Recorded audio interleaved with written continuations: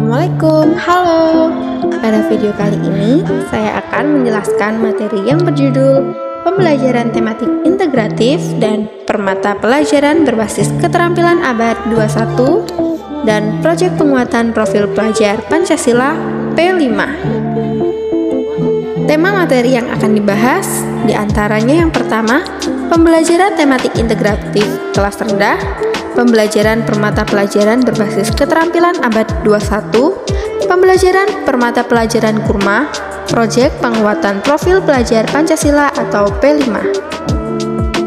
Pembelajaran tematik integratif kelas rendah. Pembelajaran tematik integratif merupakan pendekatan pembelajaran yang mengintegrasikan berbagai kompetensi dari berbagai mata pelajaran ke dalam berbagai tema. Sebagaimana diatur dalam kurikulum 2013 untuk SD atau MI menggunakan pendekatan pembelajaran tematik integratif dari kelas 1 sampai kelas 5. Dalam pembelajaran tematik integratif, tema yang dipilih berkenaan dengan alam dan kehidupan manusia sehari-hari. Tema ini berkaitan dengan kehidupan siswa terutama pada siswa SD. Pembelajaran tematik lebih menekankan pada keterlibatan siswa dan sesuai dengan karakteristik anak usia SD, sehingga dapat memperoleh pengalaman langsung dan terlatih untuk dapat menemukan sendiri berbagai pengetahuan yang mempelajarinya. Pembelajaran tematik integrated berorientasi pada praktik pembelajaran yang sesuai dengan kebutuhan dan perkembangan siswa. Yang kedua yaitu keterampilan abad 21. Pada keterampilan abad 21 itu, siswa dituntut untuk bisa berkomunikatif atau berkomunikasi dengan orang lain. Yang kedua berkolaboratif, yaitu bekerja sama antara tim ataupun kelompok. Yang ketiga ada TIK dan media. Siswa dituntut untuk bisa mengerjakan suatu pembelajaran menggunakan media ataupun teknologi di era globalisasi pada saat ini. Kemudian, siswa harus bisa berpikir kritis atau critical thinking. Kemudian, siswa harus bisa memecahkan masalah dalam pembelajaran maupun masalah yang lainnya. Pembelajaran permata pelajaran berbasis keterampilan abad 21. Yang pertama itu ada pembelajaran IPS. Perubahan dalam pembelajaran IPS dari konvensional ke arah pengajaran berbasis teknologi dengan media dan metode pembelajaran yang sesuai dengan kemajuan zaman. Pembelajaran IPS menggunakan pendekatan saintifik. Pengembangan keterampilan yang dimiliki siswa dalam menghadapi era revolusi diantaranya ada kreativitas, inovasi, berpikir kritis, memecahkan masalah, kemampuan berkomunikasi dan berkolaborasi dengan sesama. Yang kedua itu adalah pembelajaran IPA. Dalam pembelajaran IPA, guru harus menjembatani pembelajaran supaya lebih menyenangkan dan tidak monoton. Di antaranya penggunaan bahan ajar, menggunakan media, metode, dan model pembelajaran. Hal ini dimaksudkan agar siswa memperoleh pemahaman yang mendalam tentang alam dan menumbuhkan kemampuan berpikir, bekerja, dan bersikap ilmiah. Yang ketiga ada pelajaran PJOK atau Pendidikan Jasmani, Olahraga, dan Kesehatan.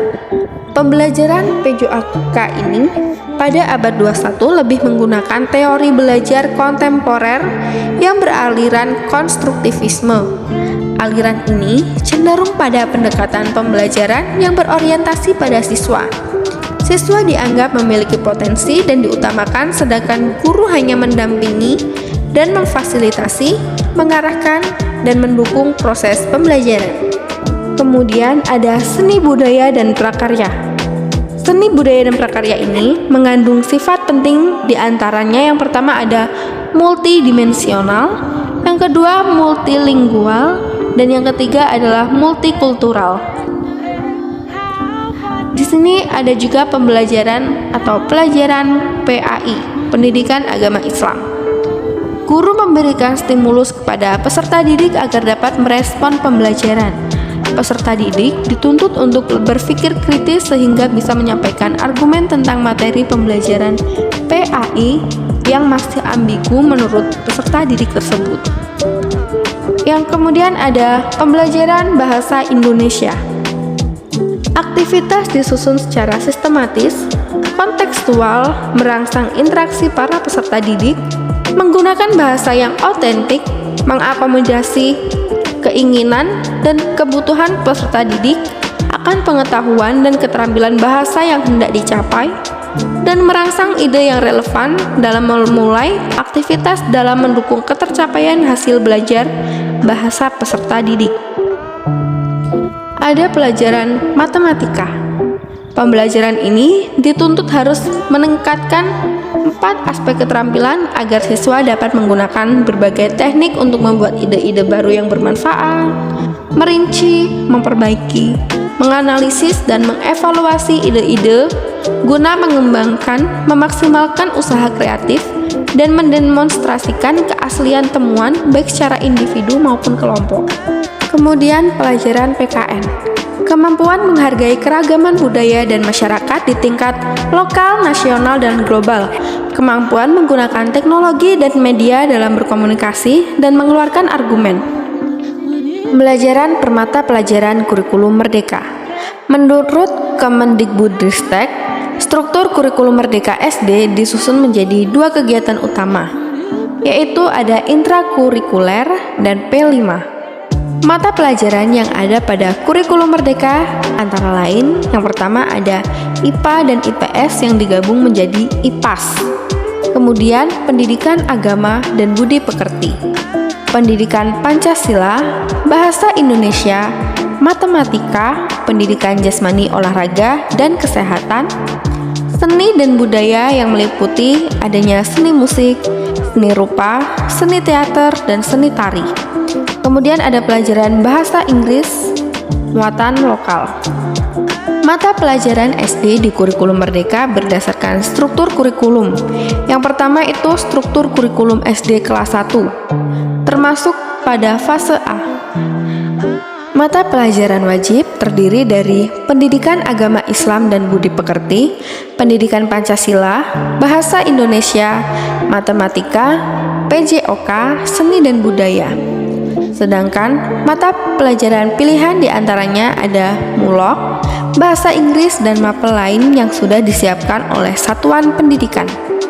Yang kedua itu ada struktur kurikulum SD kelas 2. Terdapat perbedaan antara kelas 1 dan kelas 2. Terdapat pada penambahan alokasi waktu di 2 mata pelajaran, yaitu pada bahasa Indonesia menjadi 353 atau 7 jam pelajaran dari 216 atau 6 jam pelajaran di kelas 1. Matematika menjadi 180 atau 5 jam pelajaran dari 144 atau 4 jam pelajaran pada kelas 1. Struktur kurikulum SD kelas 3, 4, dan 5. Struktur kurikulum kelas 3, 4, dan 5 memiliki alokasi waktu yang sama di setiap mata pelajaran. Walaupun kelas 5 ada pada fase C, berbeda fase dengan kelas 3 dan kelas 4, yaitu terdapat pada fase B. Matematika memiliki alokasi waktu yang sama dengan kelas 2, yaitu berjumlah 180 atau 5 jam pelajaran. Alokasi waktu proyek penguatan profil pelajar Pancasila di mapel bahasa Indonesia berkurang menjadi 36 jam pelajaran. Asalnya 72 jam pelajaran di kelas 1 dan kelas 2. Lainnya, ilmu pengetahuan alam dan sosial atau IPAS merupakan mapel wajib tambahan yang tidak ada di kelas 1 dan 2. Alokasi waktunya berjumlah 180 atau 5 jam pelajaran di intrakurikuler dan 36 jam pelajaran di proyek penguatan 3P. Proyek penguatan profil pelajar Pancasila atau P5. Proyek penguatan profil pelajar Pancasila atau biasa disebut dengan P5 merupakan upaya untuk mendorong tercapainya profil pelajar Pancasila dengan menggunakan paradigma proyek. Peserta didik memiliki kesempatan untuk mempelajari tema-tema atau isu penting seperti perubahan iklim, anti-radikalisme, kesehatan mental, budaya, wirausaha, teknologi, dan kehidupan berdemokrasi sehingga peserta didik dapat melakukan aksi nyata dalam menjawab isu-isu tersebut sesuai dengan tahapan belajar dan kebutuhannya. P5 ini diatur dalam Kemendikbudristek nomor 56/M/2022 tentang pedoman penerapan kurikulum dalam rangka pemulihan pembelajaran.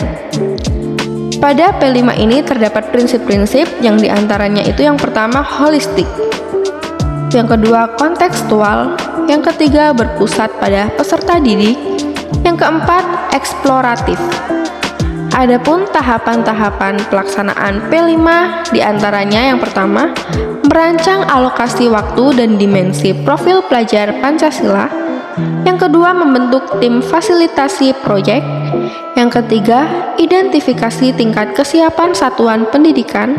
Yang keempat, pemilihan tema umum. Yang kelima, penentuan topik spesifik. Yang keenam, merancang modul proyek. Baiklah, itulah video saya. Semoga bisa menjadi referensi bagi teman-teman semuanya. Terima kasih. Wassalamualaikum warahmatullahi wabarakatuh.